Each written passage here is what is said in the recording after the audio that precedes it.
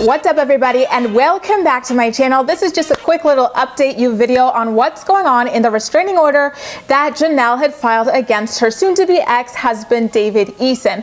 So they were in court yesterday. David did go all the way to Nashville to face the summons, and Jenelle's lawyer actually asked for the case to be continued, which means now that her restraining order has been extended for another 2 weeks.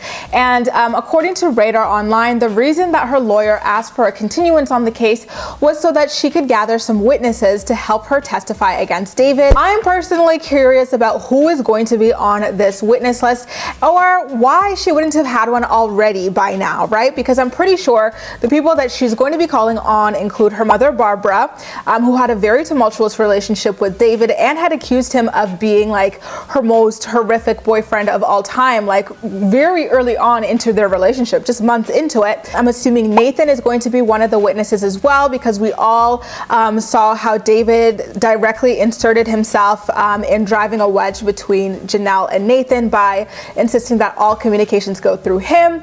Nathan had also accused him of abusing the children, so I think he's definitely going to be a potential witness. I suspect that perhaps Nathan's mother in some freak universe might actually appear on that list as well, because she was also quite involved in the custody disputes that they had over Kaiser Griffith.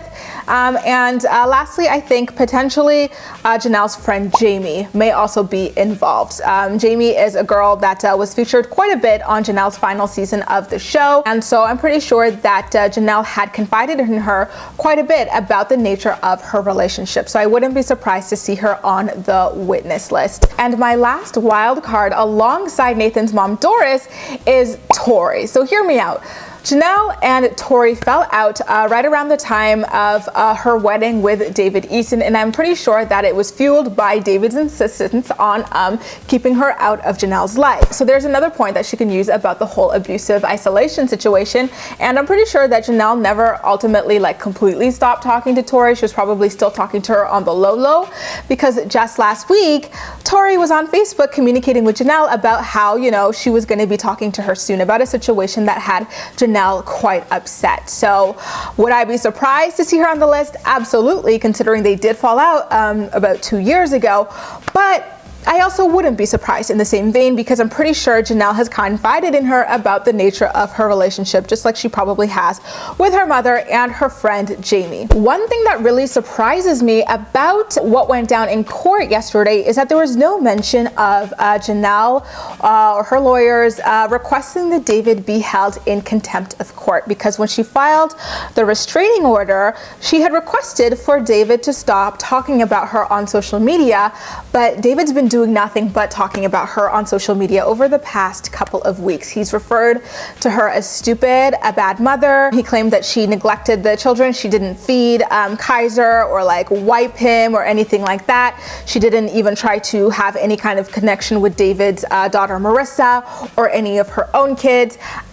He also claimed that he never loved her, that she was horrible for him. He knows that there's someone much better for him out there. Like, the list really does go on. And I think that Jenelle would be well within her right to ask that David be held in contempt of court, or that another gag order be issued on him. So it's quite surprising that that is something that she chose not to exercise yesterday, though there is the chance that that's something that she'll be looking into in the future when they meet again in 2 weeks. Jenelle already has quite a strong case against David. Apparently she's submitted some video evidence to the court, some photographic evidence of bruises she claimed that he had given her. There was also that 911 call that was leaked through TMZ where she claimed that David had cracked her collarbone.